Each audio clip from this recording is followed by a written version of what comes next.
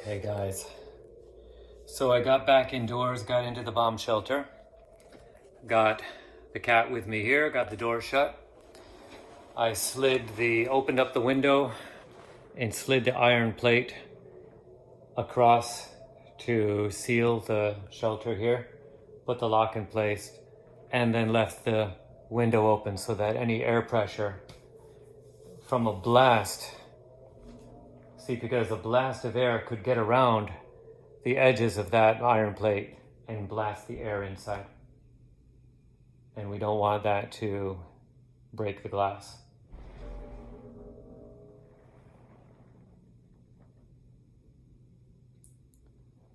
All right, just listening for the sirens.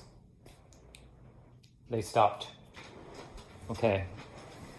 You'll see in the other video that about 5 minutes ago, I just got back inside. I ran back to the building because 22 missiles from Gaza were shot out of the air right above my head. 22.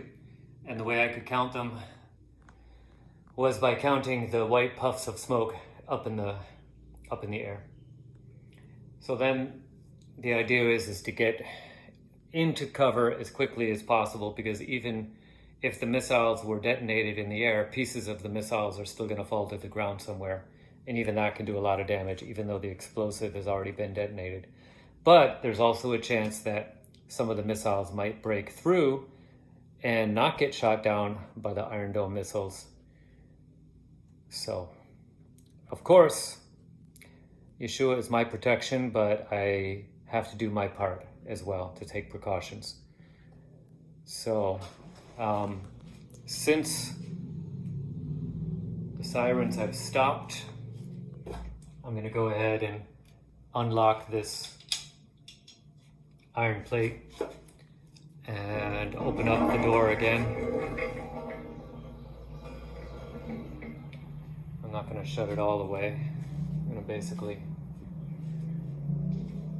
just do it like this and do it like this to get a little bit of fresh air. And as soon as we hear the sirens once again, we'll open up that window, shut the iron plate, and hang out.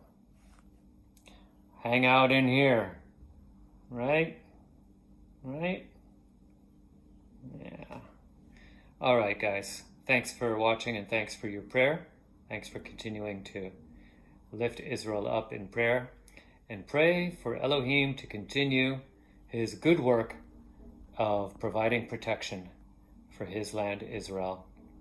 Whether it's through miraculous means or through technological means, we ask you, Father, for your protection over your people, Israel. All right, that's it for this video. We'll talk again soon. Bye for now. Okay, we just had the third round within the hour, the third round of missiles. So at this point, I'm just leaving the steel plate closed and the glass opened. I'm leaving the door shut. The cat's just hanging out here. And every time you hear those ambulances,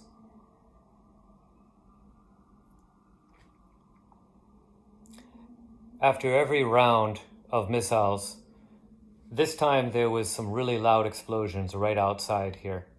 I don't know how far above the ground those explosions were, or if any of the missiles actually hit the ground here outside. Really loud. But after every round, there's ambulance and police sirens in the area on the ground. That's probably a sign of injuries of some sort resulting from those rounds and people calling in for emergency services.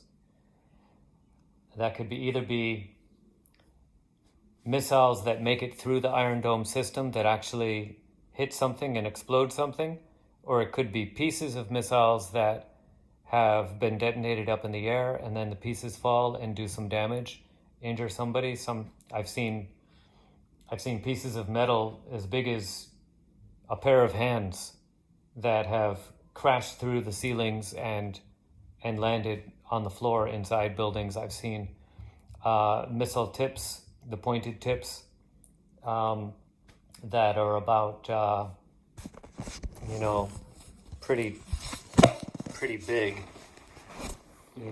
One of them looked like it was lying on the ground, and it was about this big, just the tip. And then the other type of injuries that we see is people who get injured either tripping and falling or having a heart attack on the way to a bomb shelter.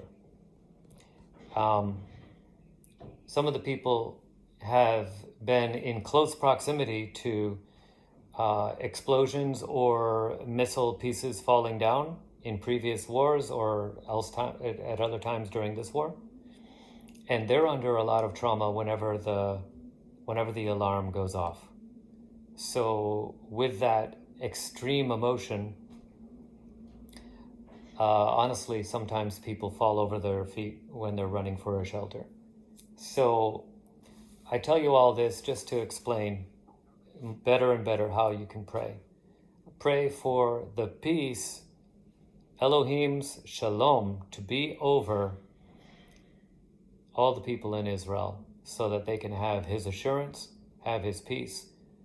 And as they're making their way to the bomb shelters, when there's the alarms, the warnings to do it, that they can do it carefully, that their emotions can be under control so that they do not have heart attacks.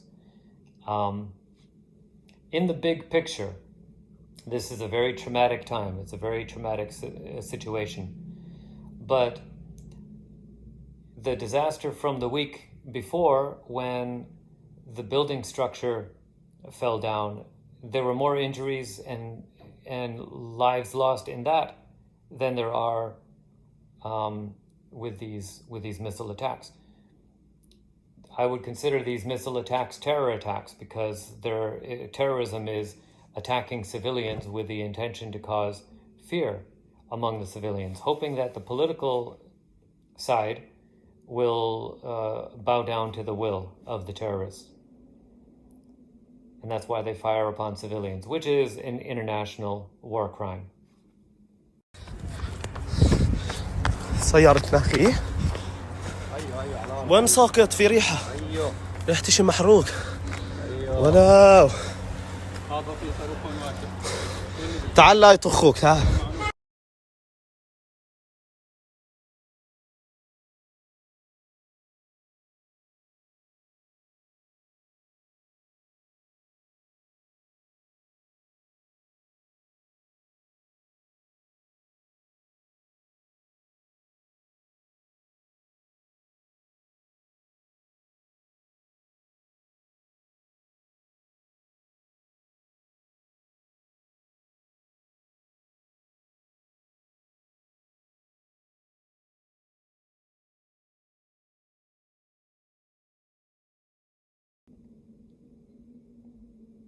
It's a little bit insane for the terrorists to think that they're going to get anywhere by terrorizing Israel this way.